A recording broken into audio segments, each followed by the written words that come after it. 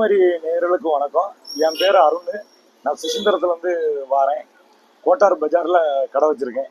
நம்மகிட்ட இளநீ சர்பத்து, நுங்கு சர்பத்து, சாதா சர்பத்து, போஞ்சி, ஆப்பிள் ஜூஸு, ஆரஞ்சு ஜூஸு, மாதுளை ஜூஸு, பைனாப்பிள் ஜூஸு எல்லாமே ஃப்ரெஷ்ஷாக அடிச்சு கொடுக்கும்.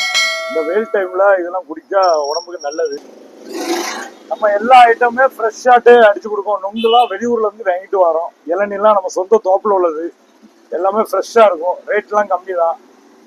சாதா இளநீ வந்து 50 ரூபாய்க்கும், சோப்பு இளநீ 60 ரூபாய்க்கும் கொடுக்கும். மாதுளை ஜூஸ் இருக்குது, ஆரஞ்சு ஜூஸ் இருக்குது, பழ வகை எல்லா பழ வகையும் உண்டு.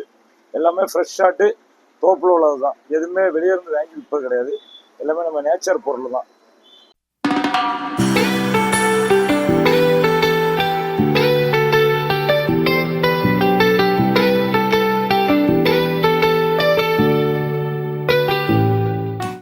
குமரி நேயர்களுக்கு வணக்கம். என் ஊர் சுசீந்திரம். நான் வந்து இந்த பழக்கடை தொழிலெல்லாம் பண்ணிகிட்டு இருக்கேன். இதில் நல்ல லாபம் கிடைக்கும். சீசன் டைமில் நல்ல வியாபாரம் நடக்கும். மற்றபடி சீசன் கம்மியானால் கொஞ்சம் கம்மியாக இருக்கும். தொழிலை பற்றி ஒன்றும் ப்ராப்ளம் இல்லை. அதுக்கு தகுந்த மாதிரி வருமானங்கள் வரும். அது பழங்களை பொறுத்து இருக்கு. எல்லா இடத்துல பழங்கள் நல்லா கம்மியாகும். அப்போ நல்ல லாபம் இருக்கும். எல்லா இடத்துல கூடுதலாக இருக்கும்போது கொஞ்சம் கம்மியாக கிடைக்கும். நம்ம அதிகமாக விற்க முடியாது. ஓகேங்களா? அதிகமாக விற்க முடியாது. ரொம்ப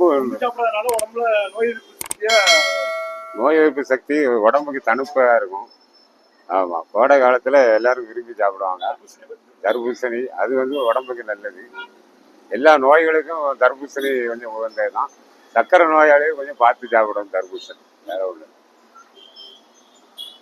ஆரஞ்சு எல்லாமே உடம்புக்கு நல்லது தான். எல்லாமே வைட்டமின் டி, சி எல்லா தொழிலும் எனக்கு பண்ணது தான் ஆசை. ஆமாம், ஒவ்வொரு தொழிலாக நானும் பண்ணிகிட்டே தான் இருக்கேன். ஆனால் எல்லாத்துலேயும் கொஞ்சம் கொஞ்சம் லாபம் தான் வருது. அதிகமாக வராது. எல்லாருக்கும் வேலை கொடுக்கலாம். ஒரு 4 பேருக்கு வேலை கொடுக்கலாம் சார். அதனால் இந்த தொழில்களை நானும் நிப்பாட்டாமல் பண்ணிக்கிட்டு இருக்கேன்.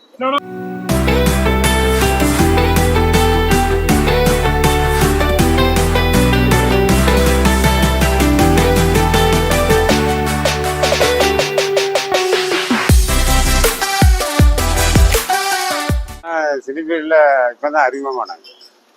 ஆமாம், நம்ம நடித்த படத்துக்கு பேர் ஃபஸ்ட்டு வந்து 6 மைல் தொலைவுன்னு பேர் வச்சாங்க. அப்புறம் முனியம்மான்னு வச்சாங்க.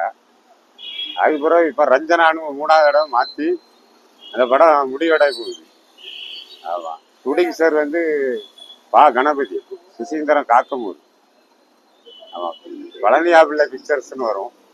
ஆமாம், டைரக்டரு அவரு பேர் ஏதோ ரவிச்சந்திரன் ஏதோ வரும். பேய் படங்களாக எடுப்பார்.